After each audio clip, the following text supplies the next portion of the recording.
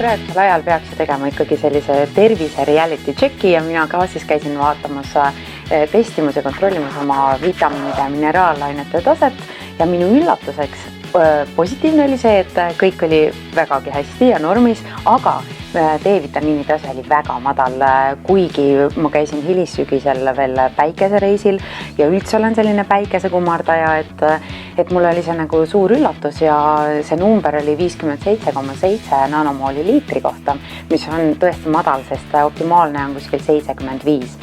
Niisiis ma otsustasin, et tuleb midagi ette võtta. Hakkasin siis võtma D-vitamiini ja 3 kuu jooksul tõusis see number 89,8 peale, mis on juba ikkagi väga hästi.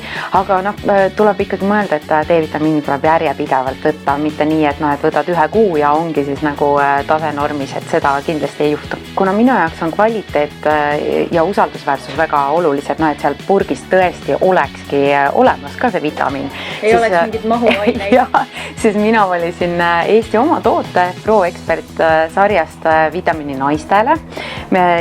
Ja see naistele vitamiin sisaldab ka iluvitamiine A, E-vitamiin ja biotiin, mis siis mõjutab ka väga tugevalt meie küünte, naha ja juuste tervist.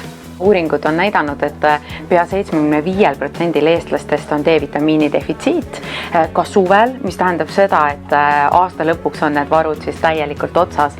Mille jaoks see D-vitamiin ikkagi siis nii oluline on meie jaoks? Luude arenguks, seda kindlasti kõik teavad, aga tegelikult D-vitamiin mõjutab väga tugevalt meie immuunsust ja on väga heaks abimeheks stressiga võitlemisel. Ja neid D-vitamiine on tõesti väga palju erinevaid. Hästi varustatud apteegid ja ka iPharma e-poes on suur valik D-vitamiine ja üldse erinevaid vitamiine, et tuleb pilk sinna pöörata.